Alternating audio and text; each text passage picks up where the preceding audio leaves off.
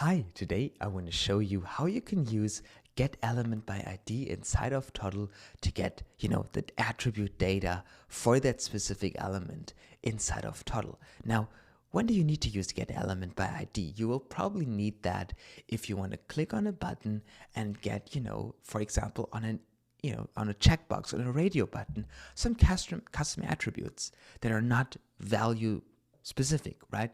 So for example, when you have a checkbox and you want to get its value, or you have an input field, you want to get its value without having to bind it to a variable, this is where we can use GetElementById. So let me show you a few examples on how you can use that. So in here, I can add an input inside of Toddle, right? And I'm not going to bind it to a variable. Now it's suggested to bind it to a variable, but you don't need to if you have GetElementById. So in this example here, I can add a button, right? And I can go on event, click, and on click of that button, I want to log to the console as an example here. I could add that event data, but I don't want to log that event data off that button. So I can use GetElementById. It will return a DOM element with a given ID. So let's go to GetElementById in here. Right? Now we see we need an ID for that element. So let's save this. Let's go a step back though. But we need to go to that input here and add an attribute of ID. And let's call that input1 as an example. Now we can go on that button here and we can go on click. And then we go to our console log and I add input1. Now, as you can see, if I go in here, let's go on inspect elements. Let's look at the console real quick. So let's go to the console. Let's clear the console. If I click on here, we're going to see I get that HTML target, put in here. So if I type in hello, we can see that I, got that element logged in here. Now, I'm not seeing anywhere hello in here. This would be in the value that we have in here. And that's pretty similar to what we have if we work with events in Toddle normally. So when I go on that button here on click, I can just simply add a get filter on that DOM object to get value.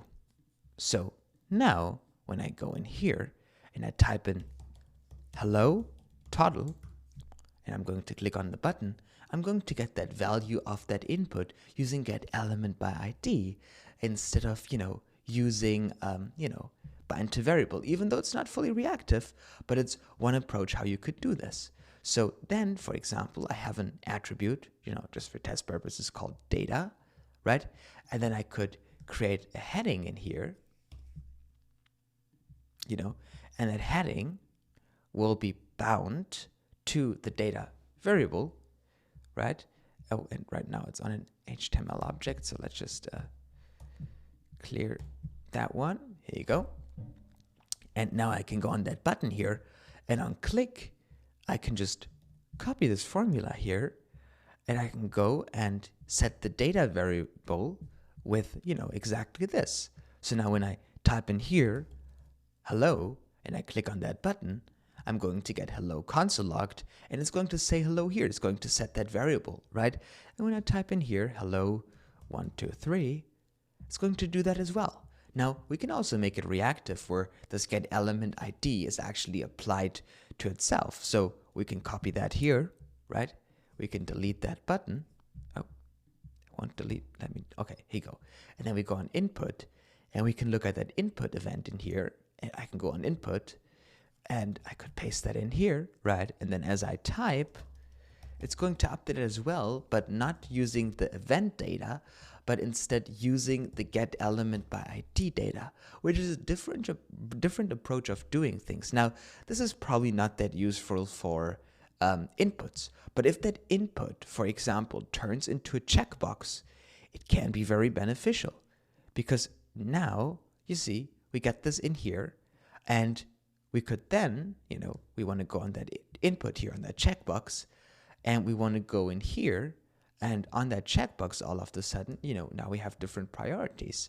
So we can go on input event, for example, on that input event, and now I can set that data here, and I can go to GetElementById, and I can add input 1, and I can use the get filter to get the checked attribute because it is a checkbox, right?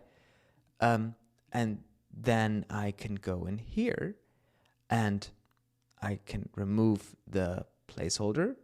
I have to remove value, and then I have to add the checked attribute here, right? So now in this example, this one is checked true.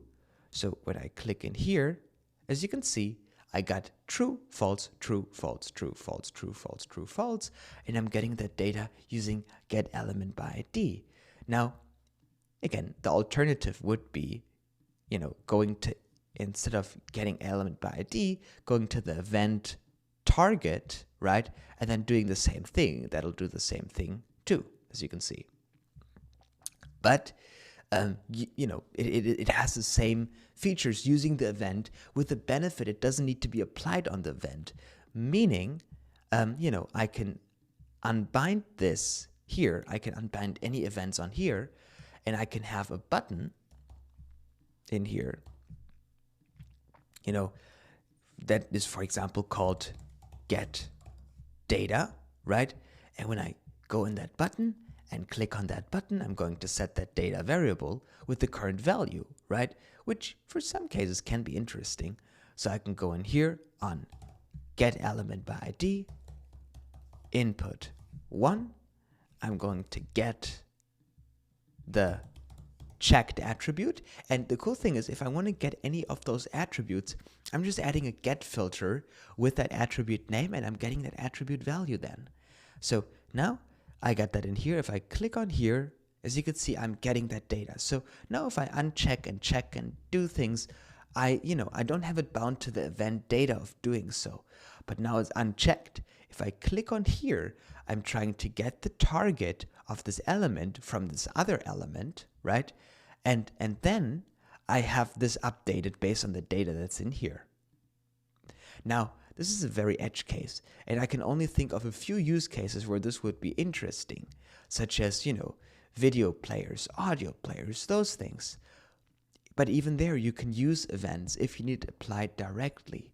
But for example, if you only have a form, right, and you only want to get that form information when the user clicks submit, maybe for security reasons or whatever, even though it is on their computer, so it shouldn't be that much of a security hassle, you can certainly use this. Now, there's not much utility for this, but there can be, and this is why that feature exists inside of Toddle, and someone has asked it in the Discord, so I thought I'd just make a video about it.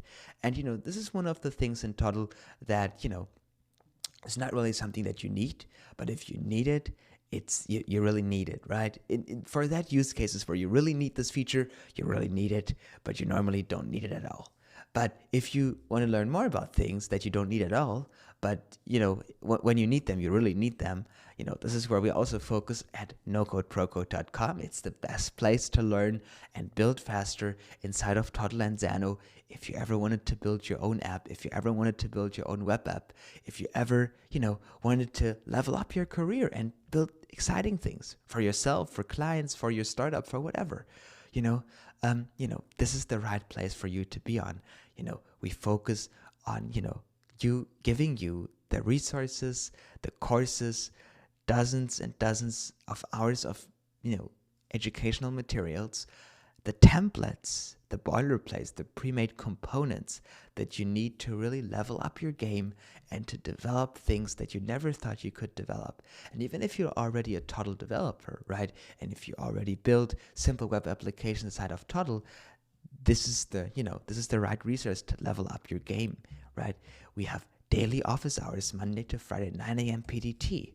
And we got a lot of courses and educational resources in here. So, for example, we have a course on how to change plans using Lemon Squeezy. How to properly use slots. That was all updated yesterday, by the way. How to render web components inside of Toddle dynamically. You know this. You have multiple components that you want to render. You have the option putting all components in one component and using show height.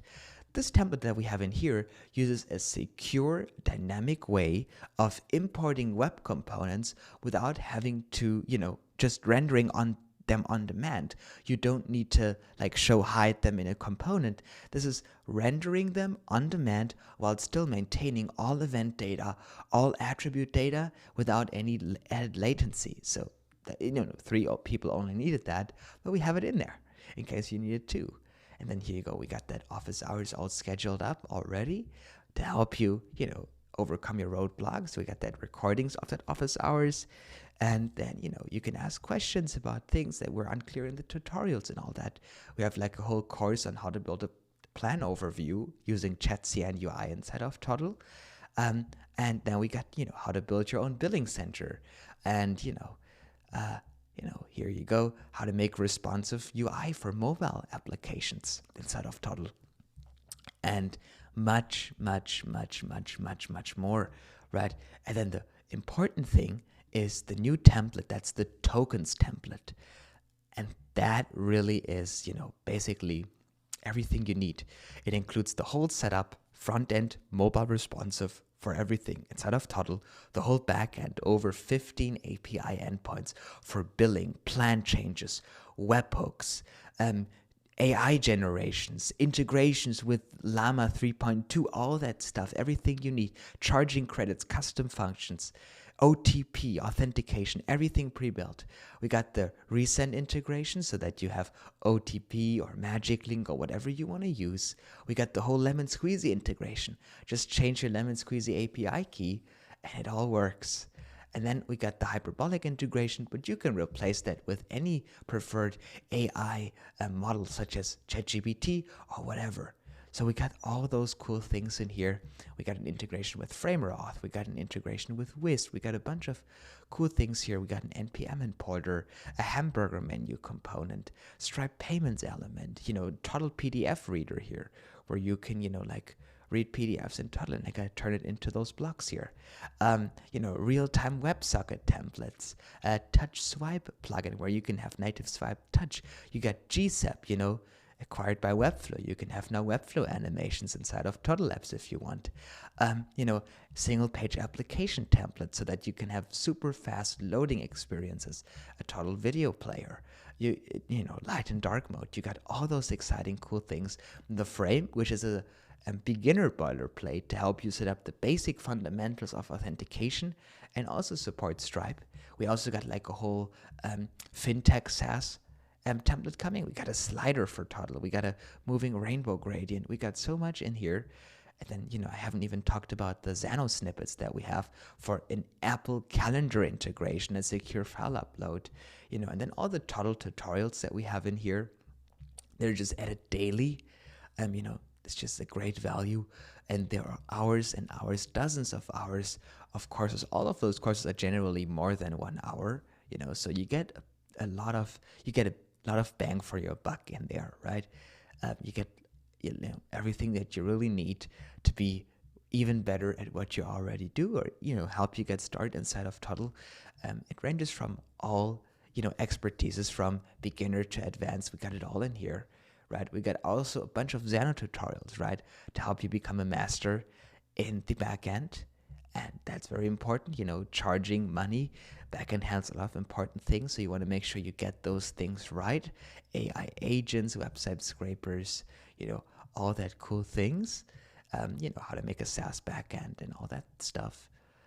Probably on this page there are like more than 15 hours or 10 hours already. And, then you got the Toddle tutorials, and we got the daily office hours recordings and the daily office hours, right? Where you get a chance to ask your question and you get a chance to learn from others' questions, which is also very valuable.